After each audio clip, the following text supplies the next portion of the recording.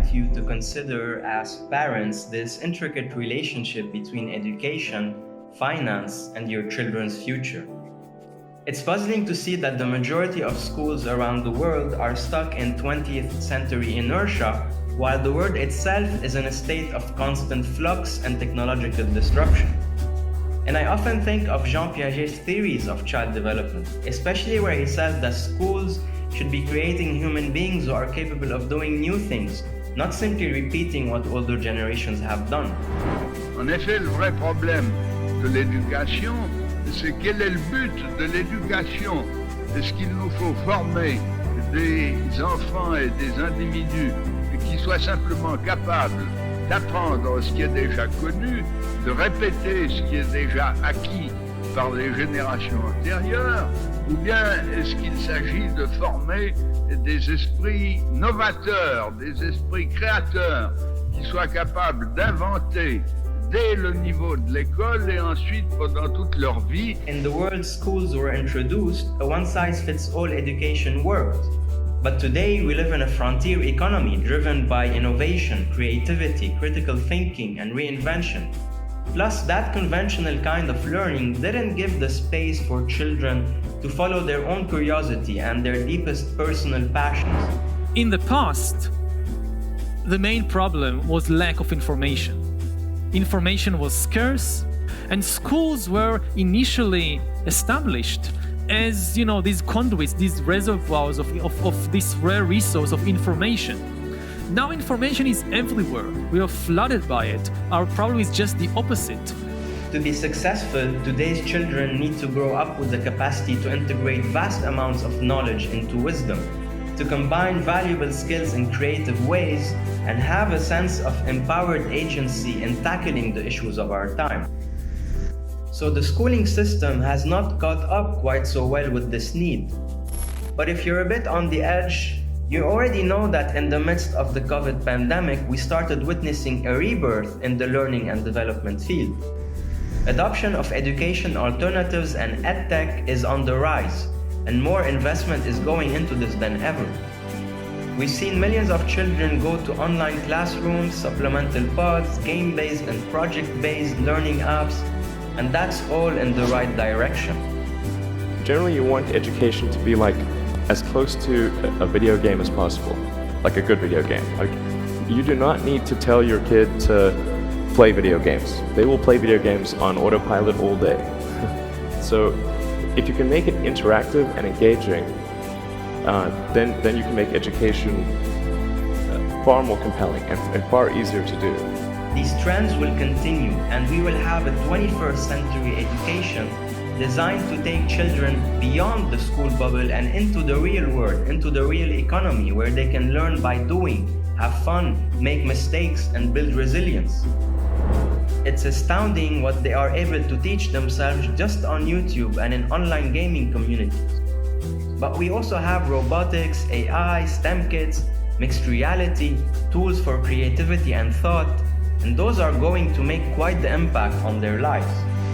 They can already design their own games now, write songs from their phone, go inside virtual learning worlds, and collaborate with children from across cultures. The best investment, I would say, is in emotional intelligence and in mental balance and these kinds of skills of how to keep changing throughout your life, how to keep learning throughout your life. Now, how do you learn that? That's very, very difficult. We don't have a college degree in mental flexibility.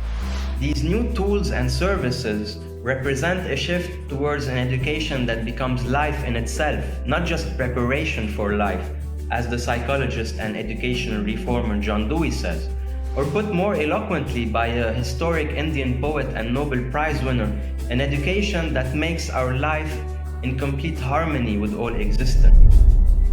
Parents are already doing a lot for their kids to increase their chances of success, from extracurricular activities to artistic endeavors and summer camps, helping them explore, build courage, emotional skills, and just maybe get exposed to career opportunities early on.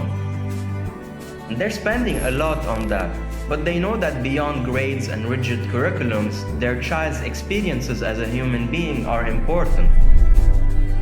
So parents are getting back in control of the educational path because undoubtedly they're the ones who know best their children's interests and aspirations. Right now, if you ask who are the customers of education, the customers of education are the society at large, employers that hire people, right, things like that. But ultimately, I think the customers are the parents. Not even the students, but the parents. The problem that we have in this country is that the customers went away. The customers stopped paying attention to their schools for the most part. When you think about how education spending will change in this new landscape, you get a bleaker picture. For young millennial parents, enriching their kids' lifestyle with the right resources is getting harder. Child costs have almost tripled in the last 30 years in places like the UK and the US. The numbers show widespread family money anxiety. 9 out of 10 new parents are surprised by how much they spend, and 70% are very worried about future spending.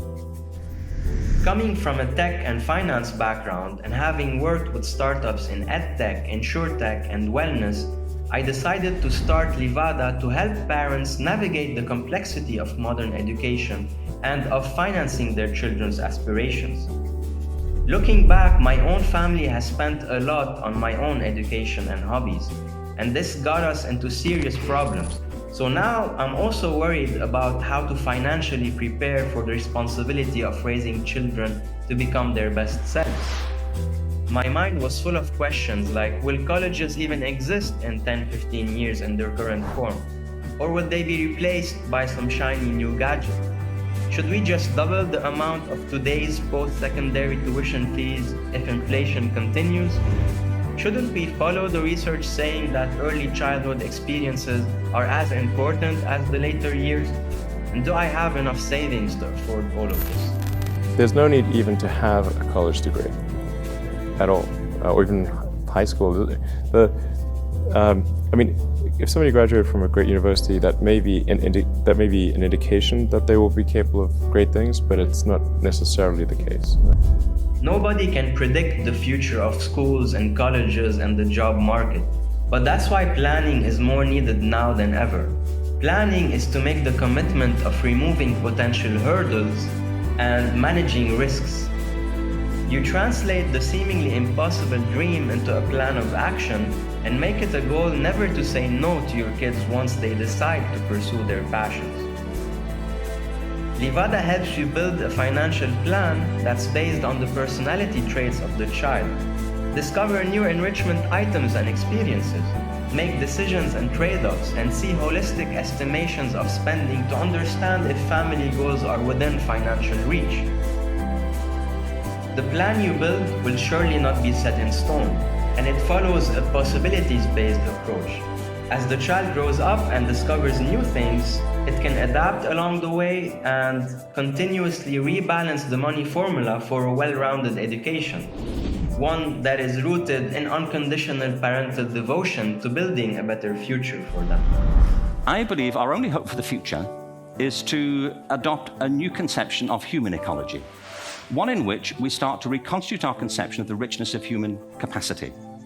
Our education system has mined our minds in the way that we strip mine the earth for a particular commodity. And for the future, it won't serve us. We have to rethink the fundamental principles on which we're educating our children. And the only way we'll do it is by seeing our creative capacities for the richness they are and seeing our children for the hope that they are. And our task is to educate their whole being so they can face this future. By the way, we may not see this future, but they will. And our job is to help them make something of it.